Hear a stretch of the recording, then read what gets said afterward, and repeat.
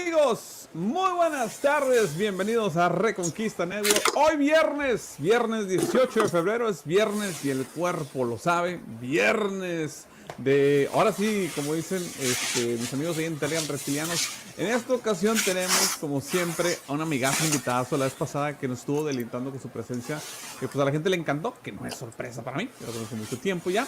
A Miguel Salinas Chávez se encuentra con nosotros de nada más y nada menos que, aquí lo voy a poner más en pantalla, del Boletín de Información e Inteligencia Estratégica. Esa es la página de Facebook, por cierto, si quieren contactar a Miguel para saber más. Esta obviamente es su página en Twitter, redes sociales. También tienen sitio web para todas las personas que estén interesadas en ver más al respecto y suscribirse. Por favor, se lo recomiendo bastantísimo que lo hagan porque tienen muy buena información. Ahí la ven en pantalla, está la página web donde encuentran todo lo que hace Miguel Salinas. Pero bueno, Miguel, bienvenido una vez más a Reconquista. Como siempre vamos a tratar, híjole, tenemos mucha tela donde cortar viernes de hablar de relaciones entre México y Estados Unidos. ¿Cómo estás, Miguel?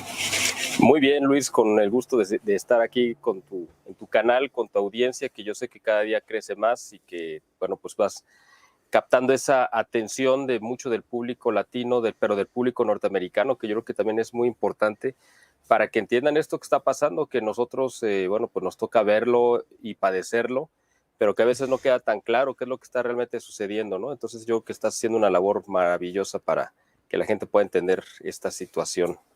No, al contrario, es un servicio.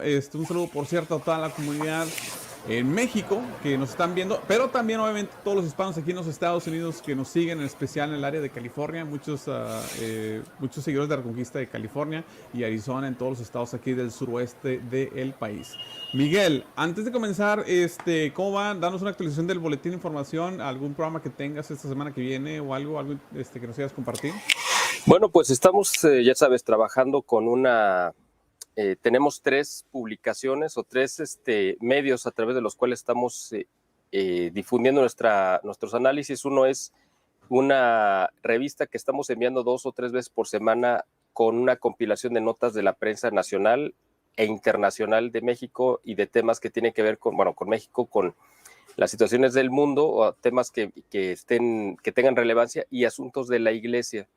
Y aunque es un compendio y son notas que están publicadas y que todo el mundo puede tener acceso a ellas, pues no es tan fácil encontrarlas y sobre todo nuestra labor es filtrarlas en cuanto a encontrar notas que reflejen lo que está pasando realmente y que tengan un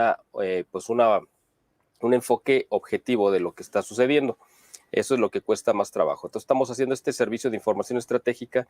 Tenemos nuestra revista de análisis quincenal, que ahorita, bueno, pues la hemos tenido suspendida un tiempo por razones de fuerza mayor, pero que la vamos a reactivar, yo espero, en este mes de febrero. Y tenemos nuestro canal de YouTube, a través del cual pues hemos estado difundiendo pues muchos videos y análisis. Eso lo estamos haciendo o estamos tratando de hacerlo semanalmente, un video no semanalmente, sino diario. Lo hemos estado haciendo durante febrero, pero con la novedad y la sorpresa de que en en esta semana, de hecho, apenas me llegó la notificación de nuestros queridos amigos, ya sabes, ¿no? De esta plataforma querida donde tenemos nuestros canales, que me avisaron, me sacaron tarjeta amarilla y me mandaron una semana de descanso obligatorio. Ándale.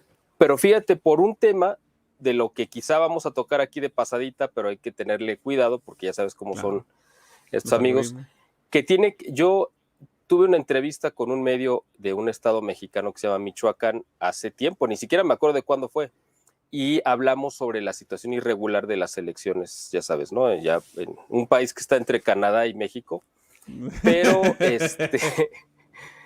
pero resulta que como que apenas se dieron cuenta y me suspendieron el canal una semana por haber osado cuestionar la honestidad y la transparencia, ¿no? Del proceso electoral. Entonces, bueno, pues me cayó de sorpresa y bueno, pues ahorita pues no estoy puedo subir contenido nuevo.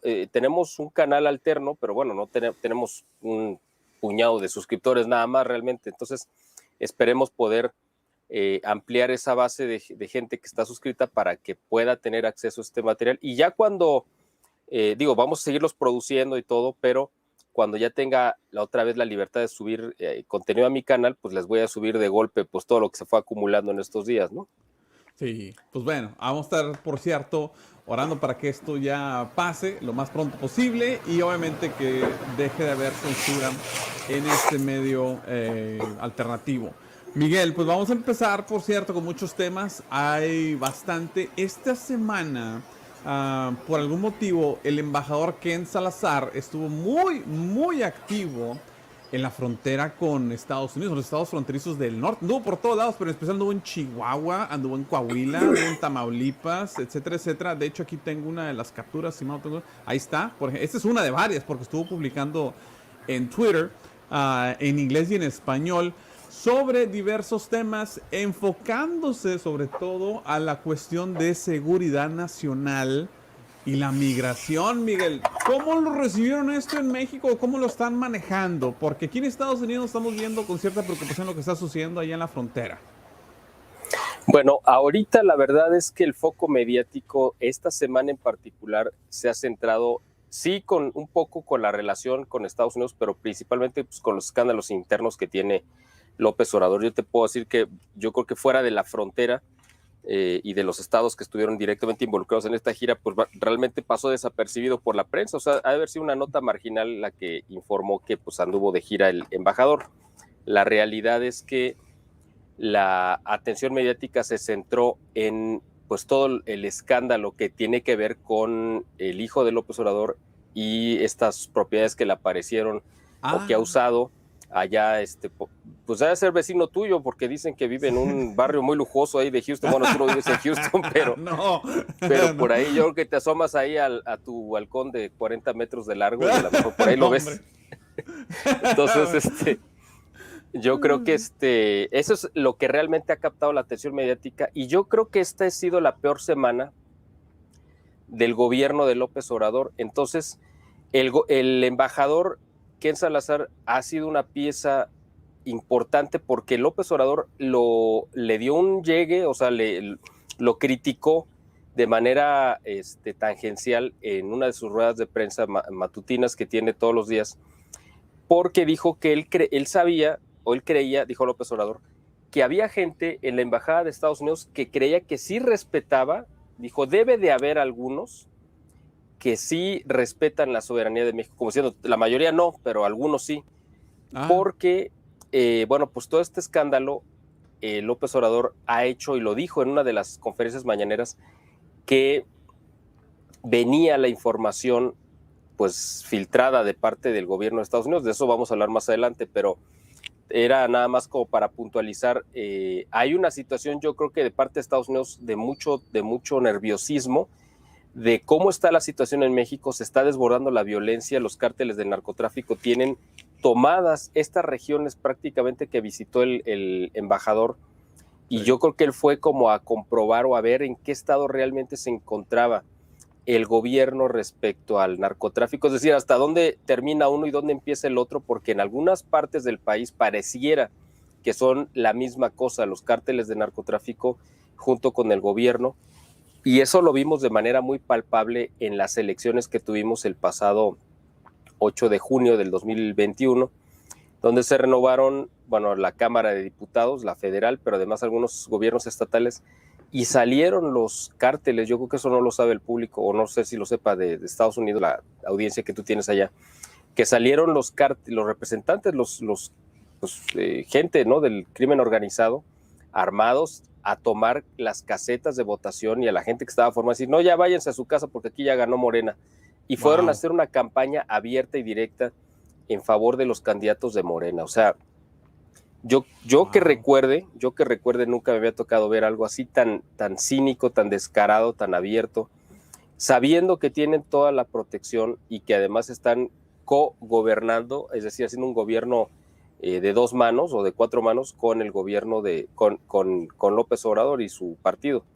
Entonces yo me imagino que el embajador, nada más con este término, fue a ver, a tocar, a tomar el pulso de cómo estaba realmente la situación, porque saben que esto está muy deteriorado, y hay muchos temas de los que espero que alcancemos a tratar, que nos van a dar una idea de cómo es esta situación. Además de que la relación se está tensando cada vez más, pues ellos ven con mucha preocupación que en México las cosas van por mal camino. Pues fíjate, ahorita que mencionas esto, aquí en Estados Unidos sí sonó esta nota mucho, bueno, varias, esta es una de ellas, Sí. donde los Estados Unidos puso un alto por un momento, al menos amenazó con poner un alto a la importación del aguacate. Ahorita que mencionas Michoacán, curiosamente, saludo a toda la gente ahí de Tierra Caliente. Para la gente que nos está viendo, por cierto, fuera de los Estados Unidos o de México, el aguacate, que es lo que ven ahí no sé cómo lo digan en otros países, sé que tiene otros nombres, es un producto que se consume demasiado, o sea, es característica mexicana, pero aquí por la influencia mexicana que ha habido a lo largo de las décadas, ahora ha cruzado esas barreras culturales. Es un producto que se consume exageradamente, o sea, bastante. Aquí en los Estados Unidos no solo está limitado como ciertos productos, como los dulces mexicanos, que ya hasta eso está cambiando, por cierto, a la comunidad hispana, el aguacate no. Es uno de los que impacta a todo el consumidor americano en promedio. El condimento, ahorita que me acordé del aguacate, Miguel, no sé si sabías esto, pero el condimento más popular en los Estados Unidos no es la salsa ketchup o la catsup, como le quieren decir, es la salsa picante mexicana, curiosamente. Y por los mismos gringos, o sea, a ese grado está esta unión, por así decirlo, esta relación entre ambos países y culturas. Bueno, cuando amenazan, o estaba saliendo esta nota, de que iban a poner un alto a la importación, no sé cómo se tornó en México, pero aquí sí causó un poquito de consternación, Miguel. Bueno, claro, esto es un impacto tremendo que tiene para la economía nacional y especial y particularmente para Michoacán. Aquí la realidad es que más allá, bueno, tú sabes que el pretexto, para ponerle un contexto a esto que está sucediendo, dentro de los acuerdos que se han firmado del TEMEC y para poder exportar el aguacate, porque desde bueno, no me acuerdo si el año exacto, pero como desde 1917, 18, o sea, estamos hablando de más de un siglo, se había prohibido la exportación de aguacate a Estados Unidos porque se supone que contenía una cierta larva de ciertos, pues, de estos parásitos, ¿no? Que se cuelgan en la fruta, que podía arruinar los cultivos allá. Bueno, real o falso, no sé, pero el asunto es que estuvo cerrada la exportación de aguacate pues durante décadas. Se reabrió después de muchos procesos a raíz del Tratado de Libre Comercio y el único estado que tiene permiso para exportar aguacate a Estados Unidos es Michoacán, por razones quizá endémicas del aguacate, que es el mejor del mundo. Sí. Hay aguacate muy bueno en otras partes de México también, incluyendo aquí Jalisco, pero el mejor de todo el mundo pues es el de Michoacán, porque se dan ahí unas condiciones de clima, de tierra y de lo que sea, ¿no? Idóneo.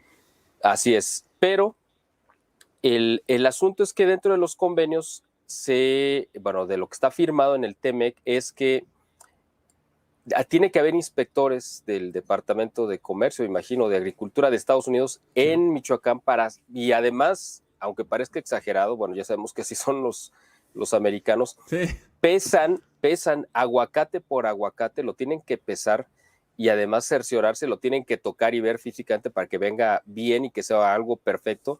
Pero estamos hablando de miles de toneladas. Yo no sé cuánta gente tengan haciendo ese trabajo, pero me imagino que va a ser muy tardado. Bueno, eso lo han hecho durante mucho tiempo.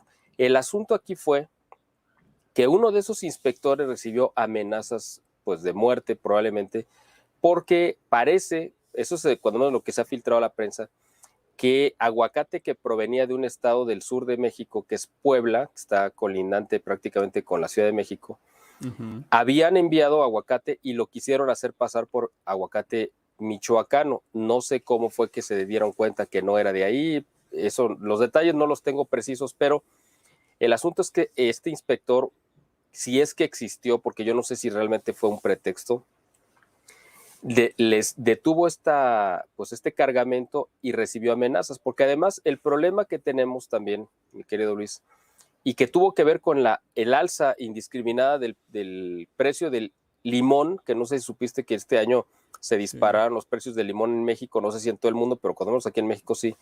Parece que tiene que ver porque los cárteles de narcotráfico también tienen metidas las manos en ese tipo de cosas y entonces extorsionan a los productores o ellos son los que determinan quién cruza por qué carreteras y quizá, no estoy diciendo que así sea, pero quizá esto tuvo que ver también con redes de narcotráfico que amenazaron a este inspector. Él se quejó, presentó una denuncia y eso detonó que Estados Unidos detuviera las exportaciones. Ahora, uno puede decir, a ver, estamos hablando de miles de toneladas, de un intercambio comercial que será de cientos de millones de dólares y no lo puedes detener porque alguien amenazó, por muy grave que haya sido. O sea, ¿qué hay realmente de fondo? Bueno, yo creo, y es de lo que vamos a estar hablando a lo largo de esta entrevista, que es parte de este conflicto que ya hay abierto entre el gobierno de Estados Unidos con el gobierno de México, aunque yo más bien creo que es al revés. El que tiene el conflicto es el gobierno de México con el de Estados Unidos. Y Estados Unidos está empezando a tomar medidas, ya lo habíamos platicado en la vez pasada que tuvimos esta sesión. Sí. Estuvimos hablando de que el gobierno de Estados Unidos, o sea, el gobierno, me refiero a Biden, ha estado recibiendo mucha presión de muchos actores políticos y organismos que componen el Estado norteamericano, que no necesariamente reflejan el punto de vista quizá de Biden en particular, pero que no los puede ignorar y le están metiendo presión para que actúe ya directamente en México y ponga un orden porque esto está saliéndose de control. Entonces yo creo que uno de los mecanismos de presión fue este pretexto del aguacate. Es parte de este mecanismo de presión. Hay otro asunto también que no es muy conocido. Por ahora, el gobierno de Estados Unidos determinó que ninguna embarcación proveniente de México puede ni desembarcar ni puede ser proveída de combustible ni nada en las costas norteamericanas. Esto a raíz de supuestamente una pesca indiscriminada y que no se estaba protegiendo a la vaquita marina. Me parece que es el mismo pretexto, o sea, está bien, hay que cuidar las vaquitas marinas, pero me parece que la reacción está sobrada respecto al problema. Yo creo que es simplemente una forma de mostrar de parte del gobierno de Estados Unidos que está reprobando las acciones de México y México no puede bajo ninguna circunstancia ponerse a pelear con Estados Unidos, porque no hay forma de hacerlo, o sea, evidentemente de ninguna, ni económica, ni política, ni mucho menos militar, o sea, por supuesto que no. No, meterse al burro a las patadas, ¿no? Eso tú y yo lo tenemos claro, pero parece que López Obrador no lo tiene tan claro y él piensa que puede enfrentar o se puede burlar, porque incluso eso se ha dicho en algunos medios, yo creo que es algo fuerte, pero pues no es que yo lo diga, lo está diciendo muchos medios en México, que López Obrador está aprovechándose de la debilidad de Biden y que piensa que por eso puede hacer o imponer su agenda sin que vaya a haber consecuencias. Bueno, las consecuencias ya las está habiendo y pues aquí esto del aguacate y además el fin de semana pasado que fue el Super Bowl, se supone que es como que la botana más consumida durante el Super Bowl, ¿verdad? Entonces fue un golpe, sobre todo yo creo que mediático. Obviamente el aguacate que se detuvo no es el que iba a ir a terminar en las mesas de los norteamericanos para el Super Bowl, o sea, eso ya estaba del otro lado de la frontera. Esto fue un golpe más bien como mediático y te voy a dar un dato importante para dimensionar, para que la gente tenga una idea de qué significa esto para México. Para los productores de Michoacán, cada día que el aguacate ha estado parado ahí, ha representado una pérdida de $20 millones por día. Wow. Estábamos hablando hace unos días que ya llevaban 5 días detenidas o sea, estamos hablando ya de un daño patrimonial de $100 millones para que veamos, o sea, que no estamos hablando de cualquier cosa, no son, o sea, es una cantidad de dinero grandísima y gran parte de la economía del estado de Michoacán pues se sostiene de esta exportación y eso es un golpe directo, porque además hay que considerar que el gobernador de Michoacán es el gobernador del partido de López Obrador. Entonces es una señal yo creo que del gobierno de Estados Unidos para decirle, mira, estamos tomando cartas en el asunto para que, pues estas anomalías que están sucediendo en México, pues no continúen, ¿no? Bueno, esto es el tema sobre lo del aguacate, pero es que hay muchísimo que comentar. Adelante, Luis. Fíjate, ahorita que mencionas esto, Miguel, no se me hace descabellada tu lectura, de hecho se me hace muy congruente porque esta semana el senador, hablando de Texas, Ted Cruz, senador tejano, sí, curiosamente del área de Houston, abogado, ustedes ya conocen, ex candidato presidencial, etcétera, etcétera. Bueno, Ted Cruz mandó testificar a gente de la administración de Biden en el Congreso. De hecho, aquí tenemos algo publicado. Sí. Y directamente criticó al presidente López Obrador porque, y de hecho lo está señalando como el responsable de la erosión de la ley, de las instituciones legales en México. No solo ahí quedó Ted Cruz, de hecho, y lo dijo en video, por cierto, está grabado, sí, o sea, y lo puso, ahí lo ven en su página de Twitter, ahí está, a las 7:49 lo publicó el 16 de febrero, para la gente que quiera la referencia, en su página de Twitter.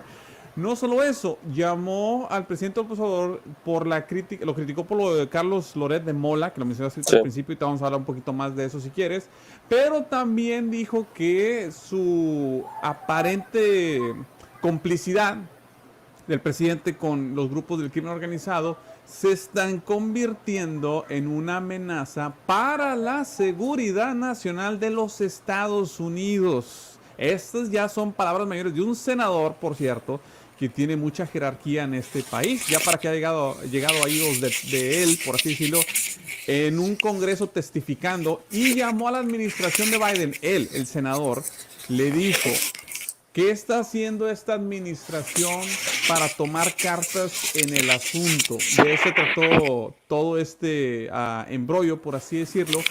Entonces, a lo que voy, Miguel, es que ya estamos hablando de palabras mayores. No estamos hablando, con todo el respeto que se merece, de algún senador estatal en Texas o un diputado estatal, por así decirlo, que también ya sería algo muy importante, dicho sea de paso, pero esto ya son los niveles más altos del gobierno federal. Además de que Ted Cruz tiene un podcast de los más escuchados también en el país. No sé cómo lo veas tú.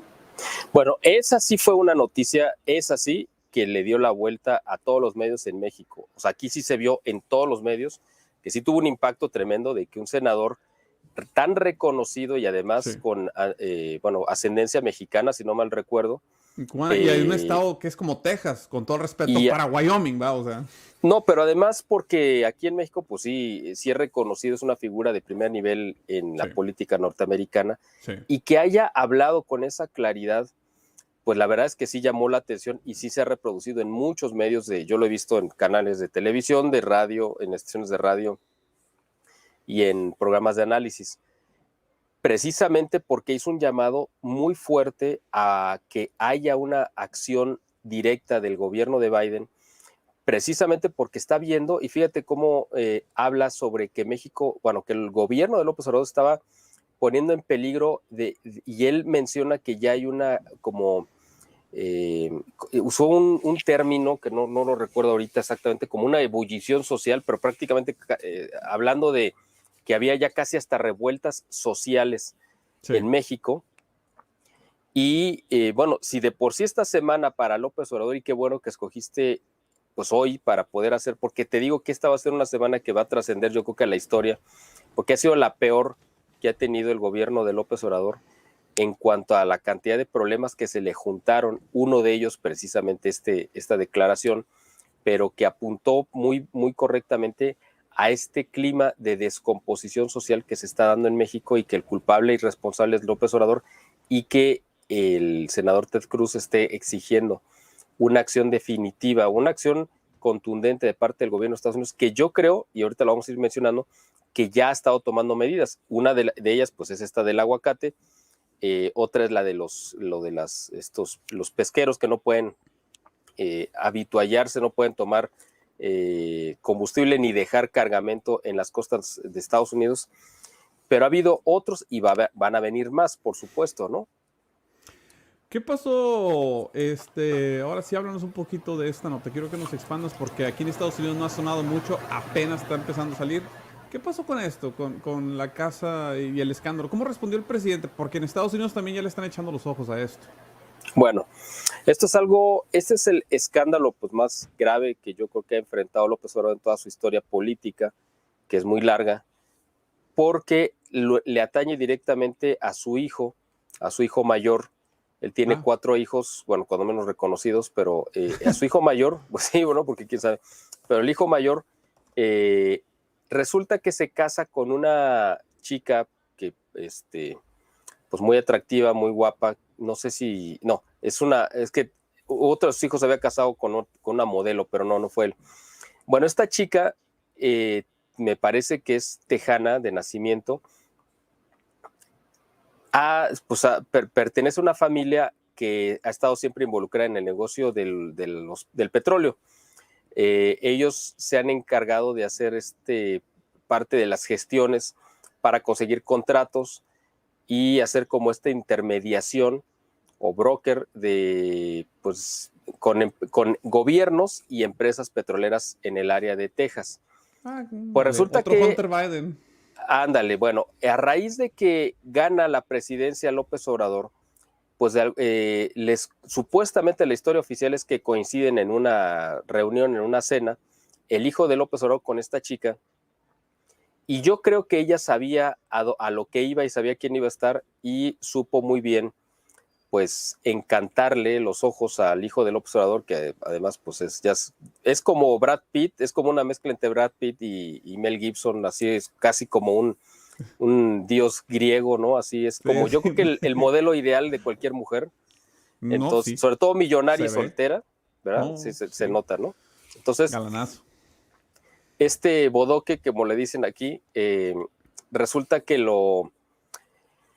queda enamorado de esta chica y se hacen novios, se casan, y a partir de que se casan, la empresa para la que ella trabaja junto con su familia empieza a recibir, bueno, ya había tenido contratos con Pemex anteriormente, pero se dispararon los contratos y además hay que considerar, esto es algo que no comentamos en la entrevista pasada, pero que vale la pena comentar.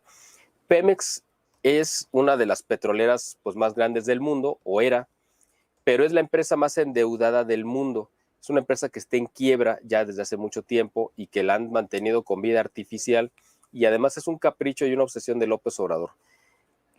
Pemex, dentro de las crisis y problemas que tiene, es que no le paga a sus proveedores y ha hecho quebrar a miles de empresas porque pues, simplemente les ha pedido trabajos que nunca les pagó. Curiosamente, esta empresa, que se llama Baker Hughes, sí, no solamente le ha dado, bueno, tú sabrás perfectamente cómo se pronuncia, lo que pasa es que aquí todo el mundo lo pronuncia como Dios le da a entender, entonces tú nos vas a marcar cómo se debe pronunciar el nombre, pero el asunto es que esta empresa, que es muy conocida ahí en Texas, ha recibido contratos millonarios, empezando por un contrato que tiene vigente por más o menos $184 millones, y además ha tenido extensiones de contrato por más de $300 millones. Estamos hablando de una cantidad increíble de dinero en 3 años que ha recibido esta empresa gracias a la relación del hijo de López Obrador con esta chica que trabaja para ellos.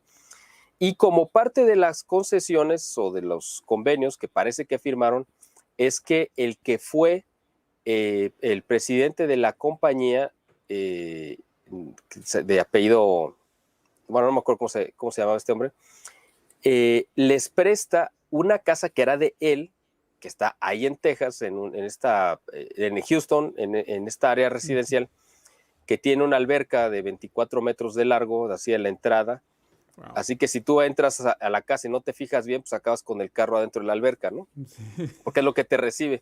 Entonces, esta casa, yo no sé si decirle mansión, porque en esa área donde está, pues parece que es una casa más o menos, por supuesto de alto perfil, pero no es así una mansión estilo como la tendría un petrolero realmente. Un Rockefeller, Houston, ¿no? Sí. Ándale, no.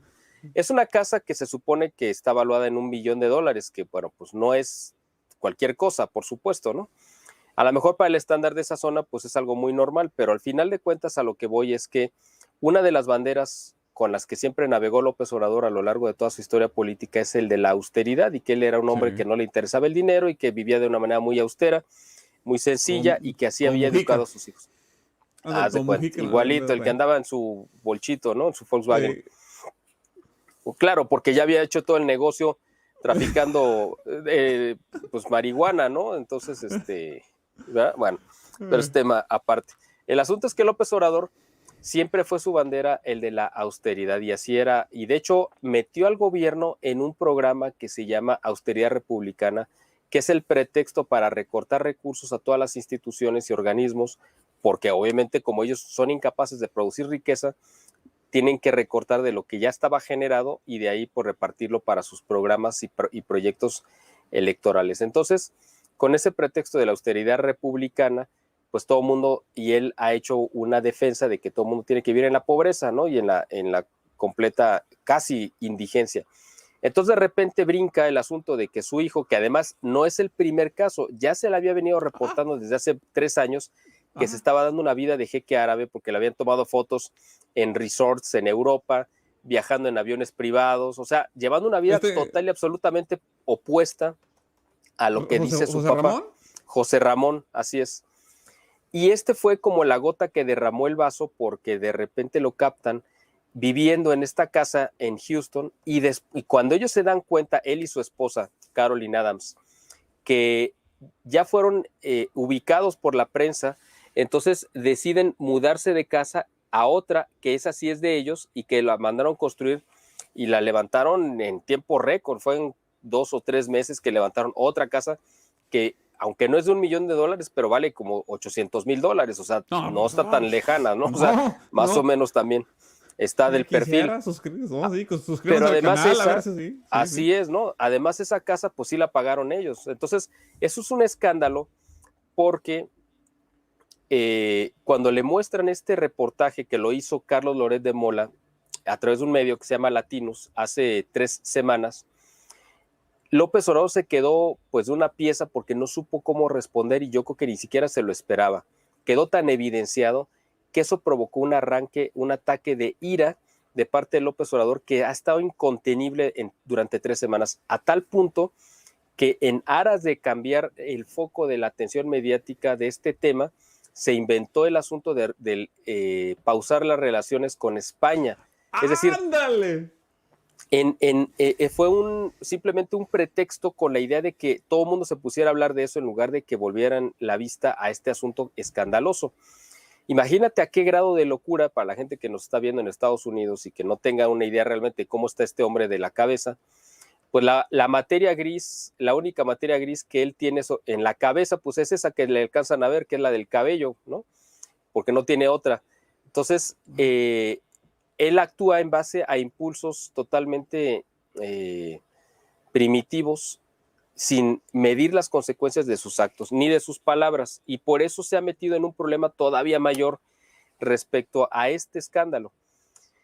Cuando esta mujer pues trata de deslindarse, decir, bueno, sí vivimos ahí, pero yo rentaba esta propiedad, ¿no? Y no sé ni a quién se la estaba rentando, pues aumenta todavía más porque no existe un contrato de arrendamiento ni existen los depósitos que justifiquen la renta.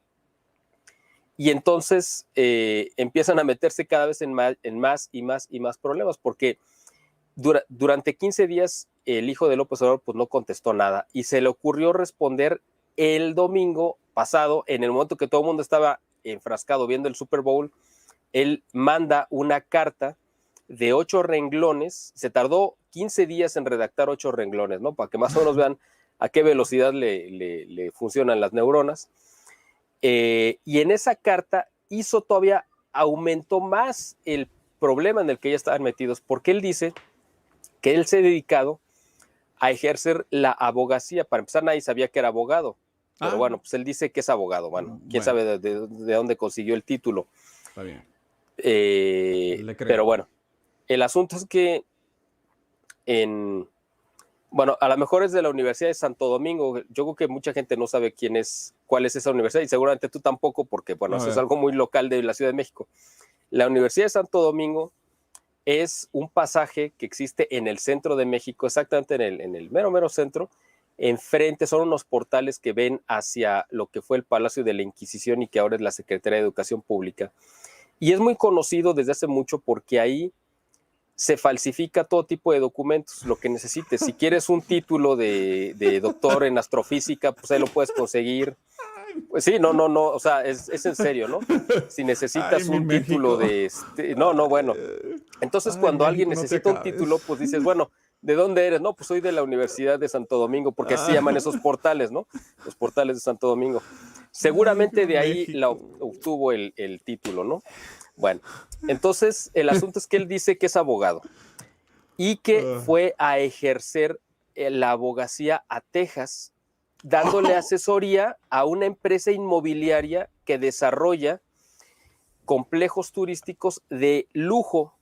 Bueno, entonces uno dice, para empezar, a ver, quiero saber cómo es que una empresa de Texas que desarrolla, que tiene desarrollos inmobiliarios de lujo, de turismo, va a contratar un tipo que apenas acaba de llegar a vivir a Texas y que no tiene la más remota idea ni de las leyes, ni de cómo se maneja. O sea, simplemente es tan absurdo la explicación que dio, que se metió en más problemas, porque para empezar, tienes que darte de alta en la barra de abogados, ¿no? Del estado de Texas. Sí, acá bueno, es estatal. Sí. Para que puedas ejercer tu profesión, pero además, para que un extranjero pueda ejercer la abogacía en Texas, necesitas justificar que tienes, si no tienes títulos de alguna universidad norteamericana, tienes que comprobar que tienes algún grado de maestría, cuando menos, para poder ejercer y además pasar un examen, pues elemental, y yo me imagino que hasta de inglés mínimo. Es decir, este tipo se le ocurrió sacar un pretexto que lo va a meter en más problemas porque le va a costar la deportación, porque él está diciendo que está ejerciendo de manera ilegal una profesión que además no está ejerciendo, pero como ya lo declaró públicamente, pues ahora va a tener que hacerse responsable de lo que dijo y seguramente lo van a acabar deportando de Estados Unidos. O sea, imagínate el grado de tontería al que han llegado.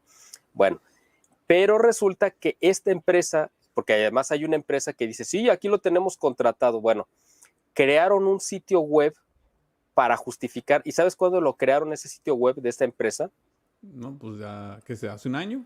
Un día antes de que saliera la carta. O sea, el sábado en la noche, el sábado crean el sitio web para poder incluir en el directorio. No, bueno, es que de veras, uno dice, bueno, por eso estamos en el tercer mundo, ¿no? Con este tipo de cosas, de verdad es una cosa increíble.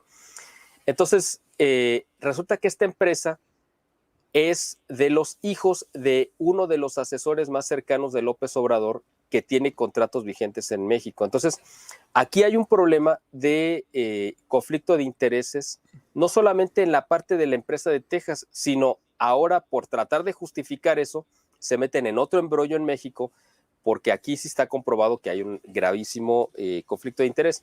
Ahora, lo interesante allá es que un accionista, a nombre de un grupo de accionistas, le mandó una carta a la directiva de Baker Hughes para exigirle que les aclarara si realmente había un conflicto de interés o se habían beneficiado como empresa por la relación de Caroline Adams con el hijo de López Obrador, y si eso había beneficiado a la empresa para obtener contratos de Pemex.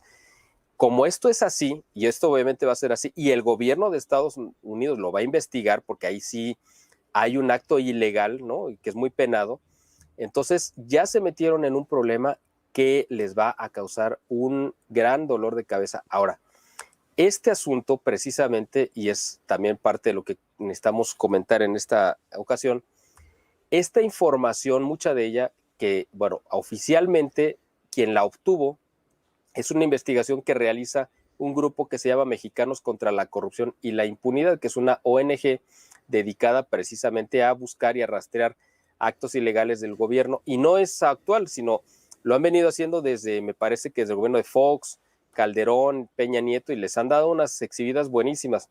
López Obrador tomó mucha de la información que ellos hacían pública para usarlo como bandera contra esos gobiernos, pero ahora resulta que cuando le evidencian a él ahora dice que esto es inaceptable y que no se puede tolerar. Ahora, aquí hay un asunto. El Departamento de Estado norteamericano, como lo comentamos en la sesión pasada, financia, como tú lo sabes muy bien, a muchos grupos en todo el mundo que defienden las causas de la democracia, la libertad de expresión, o sea, de prensa, los derechos civiles y una serie de cosas, son derechos humanos. Bueno, pues dentro de los beneficiarios de los fondos del Departamento de Estado para estas causas está Mexicanos contra la Corrupción y la Impunidad. Y les han dado pues varios millones de dólares, no sé cuántos, pero bueno, pero pues ellos justifican lo que están haciendo, o sea, tampoco es que se lo den gratis. Claro. Parece ser que, bueno, no, sin quitarle mérito a los Mexicanos contra la Corrupción y la Impunidad, esta información es tan delicada y además que no es pública, que necesariamente tuvo que venir del gobierno de Estados Unidos. Entonces, todo parece y apunta a que fue una filtración probablemente de la CIA y del Departamento de Estado de Estados Unidos, quienes le filtraron la información de quién era el dueño de la casa y los conflictos que había de Baker Hughes, etcétera, etcétera.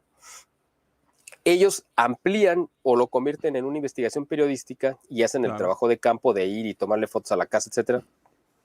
Sí. Y lo publican o lo hacen público a través de este medio que se llama Latinus. Entonces viene toda esta confusión. Wow. El mismo López Obrador esta semana lo dijo. Se le fue, o sea, lo dijo abiertamente en una de sus conferencias y después trataron de cambiar el tema. Dijo, no, es que detrás de esta filtración está la CIA y el Departamento de Estado. Entonces dice, hay un golpe de Estado blando en camino, en proceso aquí en México. Eso es un asunto que lo ha estado comentando varios de los aplaudidores de López Obrador y de los defensores de su partido, ya desde hace tiempo, que hay un golpe de Estado blando, que este es un término que se acuñó en 1993, para decir que no necesariamente se ocupaban armas para derrocar regímenes o gobiernos. Se podía generar a través de la presión económica, social, política y armar un entorno que fuera propicio para que un gobierno cayera. Entonces, nosotros no vamos a ver una intervención quizá como fue en 1989 en Panamá, donde entró el gobierno directamente a tomar y a detener al presidente de Panamá, ¿no? A Manuel Noriega. No lo vamos a ver, pero sí vamos a ver una serie de medidas. Una de ellas es lo del aguacate, otra de ellas es la de los pescadores y otras más que se van a estar dando porque la situación está muy tensa respecto a el proyecto de reforma energética que está impulsando López Obrador, al cual el mismo gobierno de Estados Unidos ya le mostró su inconformidad, ya le dijo que no lo quiere, que no está de acuerdo porque afecta a los intereses de muchas empresas norteamericanas y el gobierno de México está empeñado en llevarlo adelante. Entonces, estamos viendo que lleva una serie de conflictos abiertos contra y de problemas en diferentes campos con el gobierno de Estados Unidos, que no solamente no nos va a llevar a ningún buen puerto, sino que el único que va a salir perdiendo en esta apuesta pues es López Obrador. Se hizo público también, o bueno, se ha filtrado a la prensa que están ahorita cuando menos 4 miembros del gabinete de López Obrador están siendo investigados por la DEA y por la CIA por asuntos que los relacionan con el narcotráfico. Bueno, yo no creo que esté López Obrador ahí incluido en esa lista, pero ellos saben que él tiene lazos muy profundos, específicamente con el cártel de Sinaloa. Ahora, hay algo muy importante también que mencionar que se dio esta semana, que ha sido explosiva. Se aprobó bueno, no sé si fue esta semana o fue en este mes de febrero, pero creo que no tiene más de un mes, que Biden firmó una orden, ¿cómo le llaman? Orden presidencial, una orden ejecutiva en la cual se reconoce como grupos terroristas a unos cárteles de México, específicamente de Guerrero. Uno de ellos son los Rojos y otros son los Guerreros Unidos. Ahora, ¿qué tiene que ver esto? Bueno, es un mensaje directo contra López Obrador. ¿Por qué? Porque los Rojos es este grupo criminal asentado en esta zona de la capital del estado de Guerrero, que fueron los que secuestraron este camión de los estudiantes o supuestos estudiantes de la normal rural de Ayotzinapa, que fue el escándalo que acabó costándole toda la credibilidad a Peña Nieto, cuando ellos además ni siquiera tenían vela en el entierro, porque le acabaron echando la culpa al ejército y el ejército ni siquiera tuvo nada que ver. Bueno, estos Rojos, este cártel de los Rojos, estaba encabezado por una mujer y la familia de esa mujer, que en ese momento esa mujer era la esposa del alcalde, que se apellidaba Abarca. Bueno, pues ese Abarca y su esposa eran protegidos de López Obrador y él los puso ahí en esa alcaldía de Guerrero para, él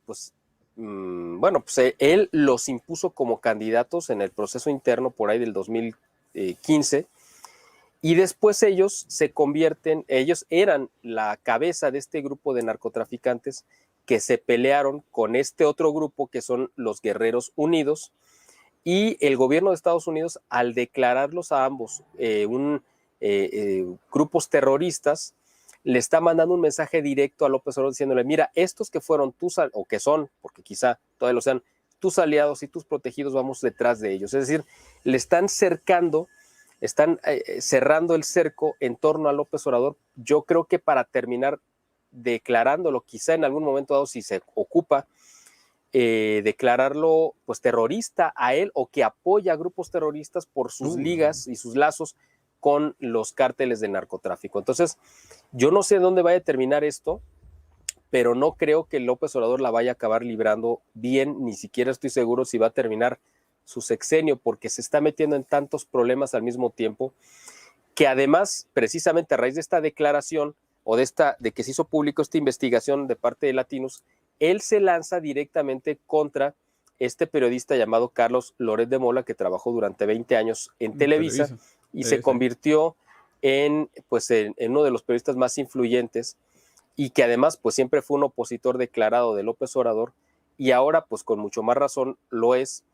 Y López Obrador se lanza contra él exigiendo y además revelando, para empezar, información falsa, pero revelando los supuestos ingresos que ha tenido durante un año Carlos Loret de Mola. Y yo lo hacía una comparativa. Esto lo hizo público, es una información que es privada y que él cometió un delito en una de sus conferencias matutinas al revelar una información que es confidencial y que solamente la tiene Hacienda y que no la puede revelar más que bajo una orden judicial en caso de que hubiera una investigación. Fuera de eso no lo puede hacer público. Y él mostró una tabla donde decía cuánto le pagaba cada medio, incluyendo Televisa. Pero esto es tan grotesco, porque resulta que Carlos Loret de Mola dejó de trabajar en Televisa hace 2 años y de todos modos incluyeron 11 millones de pesos, que son, pues no sé cuánto, como bueno, tú sacas la conversión a dólares, de cuánto supuestamente, bueno, pues resulta que le achaca López Obrador a Loret de Mola que ganó en un año 35 millones de pesos, el equivalente, pues, ¿qué será? Como $1,500,000, ¿no? Más o menos. Sí. Que si uno lo compara con lo que ganan los conductores pues así estelares, ¿no? De las cadenas de comunicación en Estados Unidos, pues yo creo que hasta es poco, ¿no? O sea, realmente comparado con lo que ganan ellos. Sí. Aquí él lo quiso presentar como que era algo verdaderamente escandaloso. ¿Cómo es posible que este hombre, que lo tachó de que era un mercenario que trabajaba para los intereses de sus enemigos? Bueno, le dijo de todo. Y además se empezó a lanzar contra otros comunicadores, algunos de ellos que habían sido sus aliados durante mucho tiempo, como Carmen Aristegui o el semanario Proceso, y muchos que pues, durante mucho tiempo lo apoyaron, y ahora se lanzó contra ellos. Entonces está totalmente fuera de sí López Obrador, está enloquecido, él porque lo que lo descompuso es que perdió el control de la agenda mediática y de la agenda temática que se discute en México. Él siempre ha tenido la habilidad de controlar los temas que se discuten, y entonces ahora perdió el control de esta agenda y no sabe cómo recuperarlo, y eso es lo que lo tiene totalmente fuera de sí. Esto provocó precisamente una andanada de críticas a nivel nacional de la prensa, y se dieron acontecimientos históricos que yo nunca me había tocado ver, mi querido Luis, y por eso te digo que esta es una semana histórica. Uno de ellos fue precisamente que la gente que cubre la fuente en la Cámara de Senadores en México, los periodistas que cubren la fuente de la Cámara de Senadores, se manifestaron ante los senadores para mostrar su rechazo, porque además en este año van 6 periodistas asesinados en México, en lo que va de este año. O sea, llevamos 6 semanas y van 6 periodistas muertos. O sea, vamos 1 por semana. Vamos a hacer una pausa ahí de voladita. Qué bueno que mencionas ese dato, porque en esta diapositiva que están viendo en pantalla, Ted Cruz, precisamente, el senador, menciona ese dato y llama a México el lugar más peligroso para ejercer el periodismo. De la boca de Ted Cruz, ustedes pueden ver en referencia, ahí está, pueden encontrar el tweet, el video que él subió. O sea, ya son palabras mayores que le están achacando al presidente de México a este nivel de gobierno de Estados Unidos. Ahora sí, prosigue, Miguel.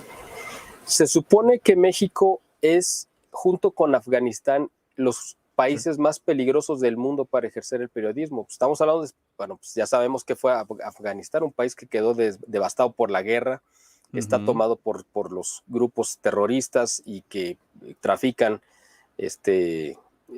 pues estas sustancias prohibidas de narcotráfico, etcétera. O sea, a ese nivel ha caído México con López Obrador, para la gente que no lo sabe.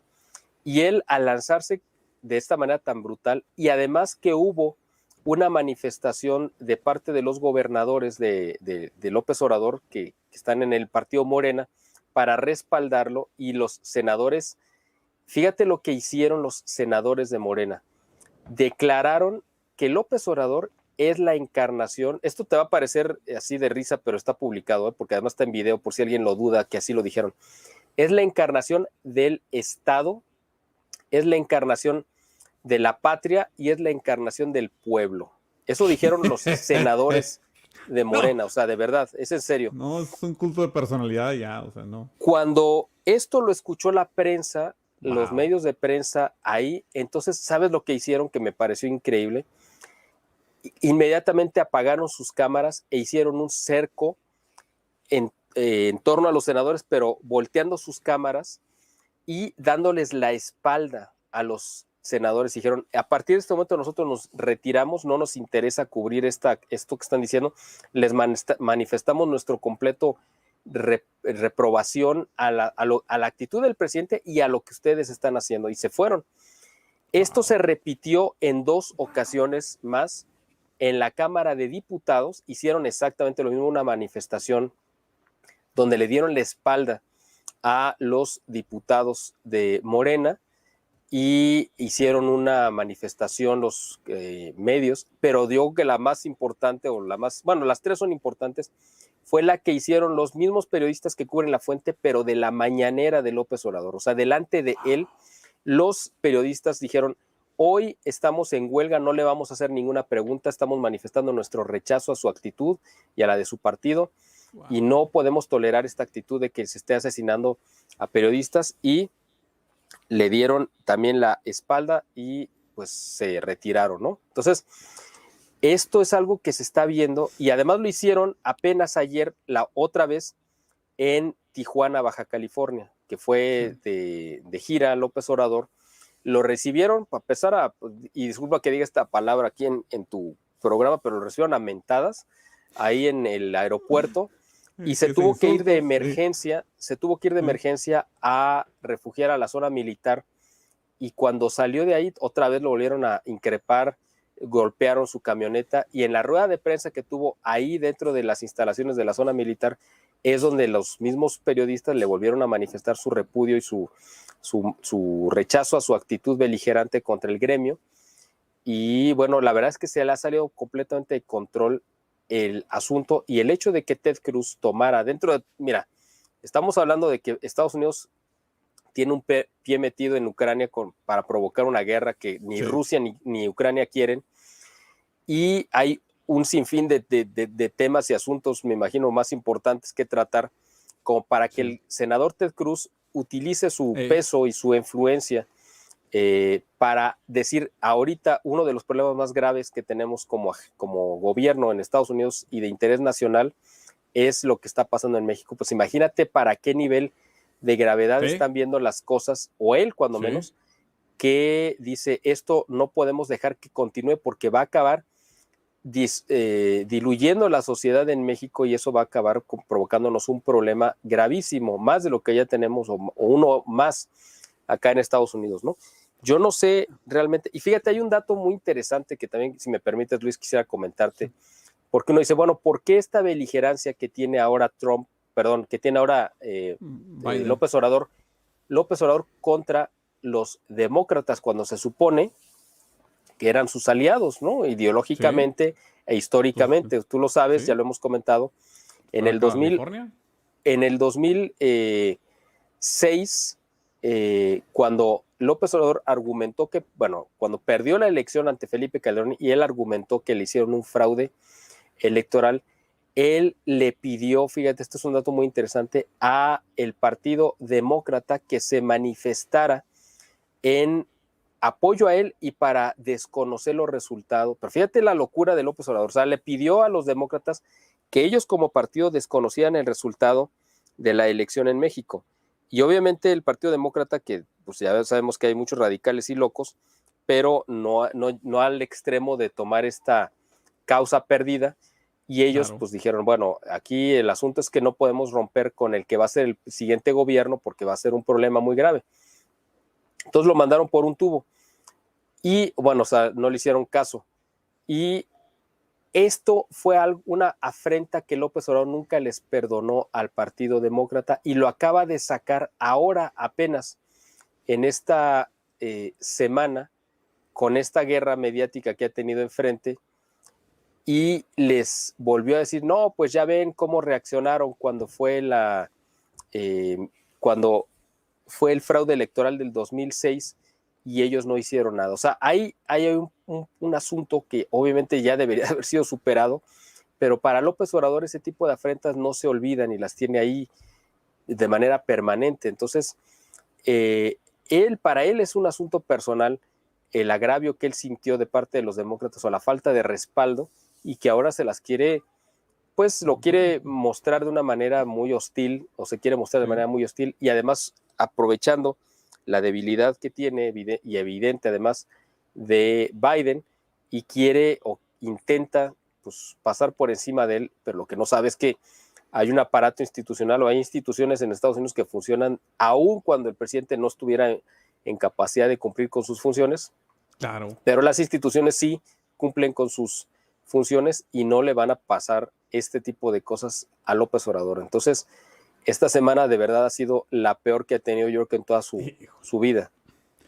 Híjole, Miguel, se nos acaba el tiempo, pero por favorcito, de voladita, haznos un comentario sobre esta nota, cómo lo recibieron en México, porque también llegó a España, donde, como mencionaste hace rato, decía en 3 minutitos si puede, yo sé que estoy pidiendo demasiado, el presidente López Obrador cortar relaciones al menos con la diplomacia española y luego como que clarificó, dijo, bueno, no era contra el gobierno, sino contra las empresas españolas porque supuestamente llegan muy altaneros con espíritu de imperialistas, algo así estaba utilizando. ¿Cómo fue recibido esto en México? ¿Resonó bueno, o no le funcionó? Claro, o sea, él, como ya te comentaba hace rato, simplemente fue un pretexto para distraer la atención del foco mediático. Aquí nadie lo tomó en serio, todo el mundo dijo, es una locura, es una muestra más del desequilibrio mental que está gobernando este país a través de López Obrador. Y como en España tampoco lo tomaron en serio, o sea, que eso fue lo peor, yo creo, o sea, dijeron, a ver, es que son las palabras de un presidente, pero no se pueden tomar en serio. Entonces él quiso rectificar como para no quedar tan mal y dijo, esta pausa es contra estas empresas, pero estamos hablando de que en México hay 6,000 empresas españolas activas y sí, ¿no? El ataque de López Obrador es contra 6 de esas 6,000, imagínate lo que estamos hablando, pero ahí te va otro detalle importante. Esta redacción que hizo el hijo de López Obrador el domingo en la noche en una computadora en Texas, utilizó un software para crear el documento en Word y ese software, la licencia la tiene, el propietario de esa licencia es una empresa española que es la que ha recibido concesiones para desarrollar esto que está criticando López Obrador. Imagínate esta cosa tan absurda, de verdad. Uno dice, es que no puede ser que todo lo hayan hecho tan mal. Es una empresa que se dedica a la creación de infraestructura de electricidad limpia, ¿no? A través de paneles solares, etcétera, que es la que tanto está criticando López Obrador. Bueno, pues esa empresa es la dueña del software que utilizó el hijo de López Obrador para crear el documento que mandó a la prensa. O sea, ¿qué significa? Que hay una relación directa también de él con estas empresas y, bueno, es una cosa de locura, simplemente, ¿no? El asunto no se tomó aquí en serio, se tomó simplemente como un distractor más y la gente pues le dio carpetazo al tema ¿no? O sea, nadie lo tomó en serio, ni siquiera el gobierno de España, que obviamente les molestó mucho esta actitud beligerante y absurda del López Obrador, pero ellos entienden que él está tan desesperado y tan loco que pues simplemente no lo pueden tomar en serio, ¿no? Válgame. Bueno, y cabe mencionar, si mal no tengo entendido, por cierto, Miguel, España es el segundo o tercer socio comercial más importante de México para los Estados Unidos, o sea, no es cualquier cosa, ¿va? Es el segundo sí. Que más dinero invierte en México sí. Después de Estados Unidos, y por supuesto que es una relación histórica muy profunda que no se puede echar a la basura nada más porque este loco se le ocurre encapricharse con algo que pasó además hace 500 años. O sea, de veras es demencial, ¿no? Es absolutamente demencial. Digo, nada más para dar el último dato para que la gente tenga una idea de cómo está la cabeza de este hombre. Él dijo que, con todo respeto, queriendo minimizar la historia de Estados Unidos, que obviamente, bueno, pues no se puede comparar con la de México, porque México pues sí tiene una historia muy larga, ¿no? Pero él quiso, por adornarse, dijo que pues hace 10,000 millones de años ya en México había civilizaciones, ¿no?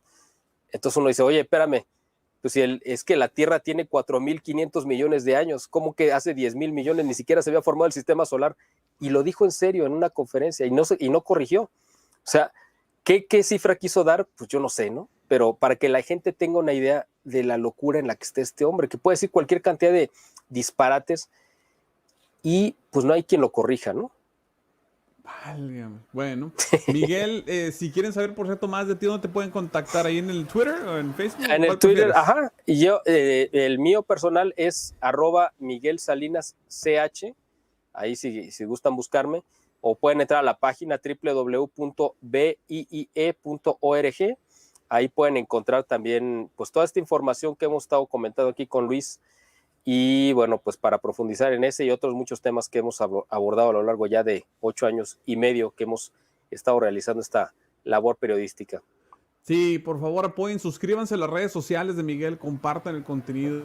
Y hablando de apoyarnos, ahí está, un saludo a la comunidad de Patreon de aquí de Reconquista Network. Gracias a ustedes podemos llevar a cabo este contenido que no solo, por cierto, es de calidad, es relevante. Miguel, ¿algo más que quieras agregar antes de despedirnos? No, pues agradecerte, Luis, agradecerte esta oportunidad y ojalá que podamos repetirla porque van a seguir saliendo estos temas para tener actualizaciones y bueno, pues también en la siguiente, pues ahora me tocaría a mí preguntarte algunos temas que también son importantes conocerse aquí en México porque tú eres el experto de lo que está pasando de aquel lado de la frontera y pues mucha gente también quiere saber qué es lo que está sucediendo, ¿no? Entonces, que podamos estar haciendo estos intercambios cada vez que tú tengas oportunidad, porque yo creo que nos sirve a los dos para poder estar actualizando lo que está aconteciendo y que nos afecta, ¿no? en ambos países.